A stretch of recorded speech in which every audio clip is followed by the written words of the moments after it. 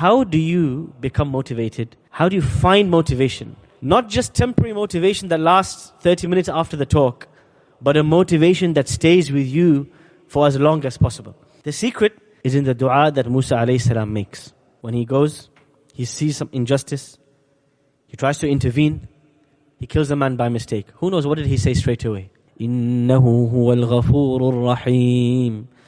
He said, oh Allah, please forgive the mistake I've done. Allah forgave him. Allah is the forgiving, the merciful. He comes the next day. He's more careful today. But when somebody calls him out, it touches something deep down. Why? Musa alayhi salam has witnessed years and years of apartheid. Years and years of injustice. He's seen his people be slaughtered. He's seen his people be chained. He's seen his people be enslaved. Do you think that goes away? When you see that a day after day after day after day after day, you will have a burning desire that I have to fix the injustice. I can't just watch. When the injustice is close to home, then you'll be ready to tear up everything. You're not going to give up. Because it's a personal experience that touched you so deeply.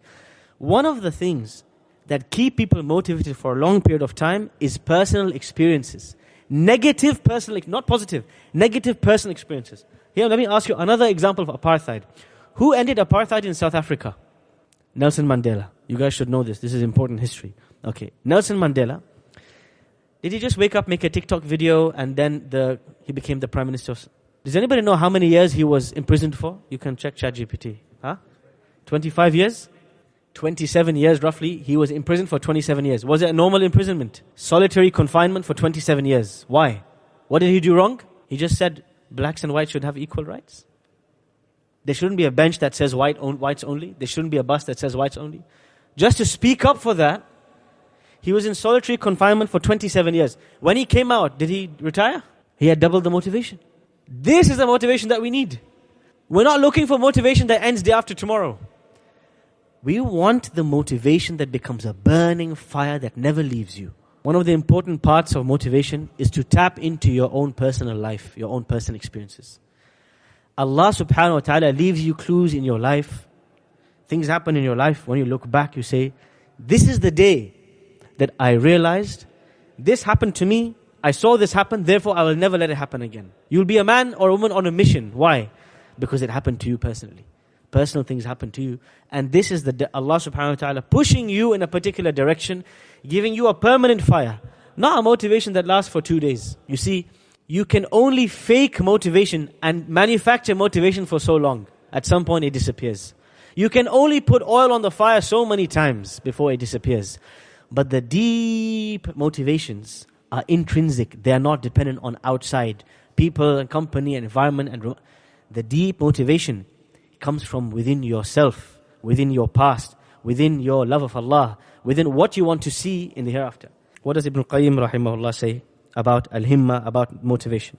He says, when there's a level, when you deeply desire something, it overtakes you with a passion, such that you have no interest in doing anything else. There's a drive that overcomes you, such that there's no interest in going or doing anything else. Where does this drive come from? Ultimately and fundamentally, the drive and the motivation comes from one thing. First, the starting point is knowing Allah and understanding what He has in store for you. We talked about this in the very first session. Knowing Allah, understanding what does He have in store for me. Being able to visualize the rewards of Allah and visualize the consequences of Allah. Not treat them like they're some imaginary realities. And then, he says, to have an aspiration, an ambition, a desire, in the short time that I'm on this earth, how can I achieve the closest position to Allah subhanahu wa ta'ala? There is a level of competitiveness that drives you. Everybody else is chasing some temporary illusion, some temporary satisfaction. And it takes you to taste one of those temporary things and say, nah, there's nothing here, guys. I tasted it, I felt good for about 3 minutes, and it's gone. That's it. But these acts of worship and these acts of closeness to Allah that I engage in, the pleasure doesn't go in 5 minutes. The pleasure stays with me, and I will see it again on the Day of Judgment. So often it takes one trying or ending up in a situation where you taste some of these pleasures to realize this not something interesting for me. Ibn Qayyim, rahimahullah, he talks about people whose ambitions are connected to the afterlife. He says these people are very lonely. Even though they're in a big crowd of people, they feel very lonely. Because they look at the crowd and they see everybody here is sheep. They're just following what everybody else does. They're just walking in the same direction as everybody else. But they're thinking about something far greater. They're motivated by something far deeper. When they're with people, they're losing interest.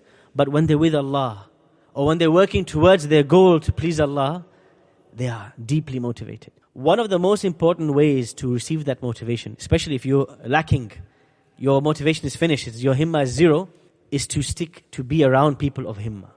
To be around people who desire the afterlife. And you see them working day and night. You see them sweating. You see them waking up. You see them early in the morning, late at night. You see them like a machine and you think, how is this person able to do this? I can't even do a tenth of this. If you just hang out with this person for a week, you will notice it will start to rub off on you like osmosis. There's a reason why the idea of congregation exists. There's a reason why the idea of doing things together exists, because alone is very difficult. Alone you lose the motivation. One of the most beautiful hadith about this is the hadith where the Prophet ﷺ informs Allah subhanahu wa ta'ala that a group of people have come to remember Him. And Allah sends the angels to check, why are they gathering? They say, oh Allah, they're gathering to remember you. He says, but what about this one guy? He doesn't seem to be there to remember me. He says, no, he just came because the rest of them came. Allah says, forgive him as well for all of his sins. Just because he was there with the pack.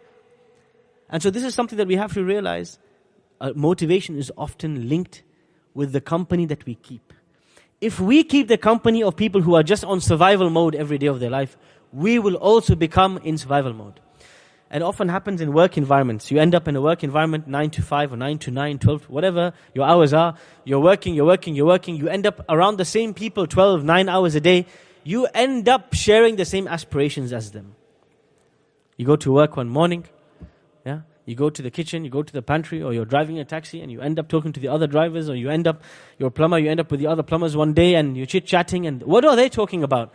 They're talking about the next job, the next client, they're talking about the next project. And so over time, over a long period of time, your mind becomes attached to these things. And by the way, religious people are no different. A group of people, they call themselves tulabul ilm, seekers of knowledge, they gather together. Every time they gather together, which book are you studying? This book. What about this after Minhaj al-Abidin? What's after that? This Manhaj al-Salikin. Okay, after this, what are you studying, bro? Which sheikh are you? I'm studying this sheikh. Really, that? I'm going to that sheikh. What about this? And it ends up being a very similar conversation of all of them competing on these symbols of progression and achievement. I challenge you to find me a group of students of knowledge who gather together and they ask each other, which of us prayed tahajjud tonight? It doesn't happen. Nobody competes in those kind of things because it's easier to read books. It's easier to go to hilaq. It's easier to go to halaqat and sit and have the illusion of progressing in knowledge. Everyone loves to run after illusions. But the people, ashabul himam al-aliyah, the people with the highest of aspirations are chasing something nobody knows and understands and appreciates. They are chasing the permanent. They are chasing the pleasure of Allah subhanahu wa ta'ala. If you ever tie your ambitions and motivations to something temporary, you will always become deflated. Pop, your balloon will be popped. And this is why the people who struggle the most with motivation are people who are not sincere. When Allah talks about people who lack motivation in the Quran, He talks about the munafiqun. When they get up for salah, وَإِذَا قَامُوا إِلَى الصَّلَاةِ قَامُوا كُسَالَى يُرَاءُونَ النَّاسِ يراؤون الناس ولا يذكرون الله إلا قليلا. When they get up for salah, you see them lazy. They don't have the motivation to get through the salah. And the reason is,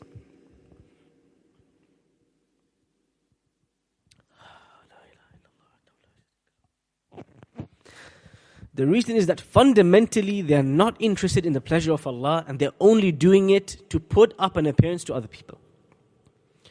وَلَا يَذْكُرُونَ اللَّهَ إِلَّا قَلِيلًا. And very little do they remember Allah subhanahu wa ta'ala. And this is another of the greatest sources of motivation. If not, I can say, the greatest source of motivation. You know, people who are disbelievers, when they need motivation, what do? They go on YouTube, they search motivational speech, and they find somebody screaming in their ear, "Get back up when you fall down." Or something like that. They look for some motivational speech, someone screaming at them to get their life in order. But the believer, when a believer wants motivation, all they need to do is sit by themselves and say, Ya Hayyu Ya Qayyum. Oh Allah, the ever-living, the one who keeps everything in order. Please, I ask you your mercy. All it takes is to sit by yourself for 1 minute and say, Allahu la ilaha illa huwal hayyul qayyum. Or when the Prophet ﷺ would himself would find his motivation dip, he would say, Allahumma la aisha illa aishul akhirah. Oh Allah, there's no life like the afterlife. These words are heavy words. Many of us, we don't give them enough time of day, but this is what Allah criticizes the munafiqun. He says they have no motivation to pray salah. And when they pray, they're constantly trying to please people. And this is the Achilles heel of motivation. The greatest reason for lack of motivation is not what Simon Sinek tells you and not what all of the great leaders of management and psychology tell you. The greatest reason for lack of motivation is a lack of sincerity fundamentally. And this is the fact when we look at our own lives and we make excuses for things that we don't feel like doing. There's a number of things we do every day regardless of motivation or no motivation. And often it's because when you want something hard enough, you'll do it. And so really, the question that Ibn Qayyim asks is that you have to ask yourself, how badly do I want what is with Allah? How badly do I want the pleasure of Allah? Or am I just keeping up appearances? One of the greatest sicknesses that we will fight till the Day of Judgment is the sickness of wanting to please people and wanting to put up a mask and appearance for the pleasure of people. And you ask yourself the question, where will I find this ikhlas? Where did the prophets and the messengers and the sahaba, where did they draw the spiritual strength to have the level of sincerity that egged them on again and again, night after night, day after day, setback after setback? And the secret of the ikhlas and the strength of sincerity of these messengers is one thing. It is the secret worship that nobody ever saw. فَإِذَا فَرَغْتَ فَانْصَبْ. Oh Muhammad, when you've done all your dishes, you've done all the not dishes, you've done all the deeds, don't worry, only we do the dishes. When you've done all the deeds and done all the headache and you had all the sweat, come and iqtarib, come close to me. يَا أَيُّهَا الْمُزَّمِّلُ قُمِ اللَّيْلَ إِلَّا قَلِيلًا. O you who is wrapped up, pray at night except a little. This is the fuel, this secret worship that nobody could see. Motivation is not a hack. There's no life hack. There's no alarm clock. There's no app. There's no screensaver. There's no YouTube short that you can watch in order to become motivated for something. You have to want it deeply, deeply, deeply. And that is the only way that you will walk through fire and snow and rain and do everything possible until you have achieved what you desire. If you don't want it, Habibi, nobody in this world can help you. No procrastination book can help you. Nobody on this earth can motivate you. No speech will be able to rile you up if you fundamentally do not want and desire and intend the pleasure of Allah. Sorry, there's nothing that can be done for you. That is something you have to sit with yourself and ask yourself, what do I really want?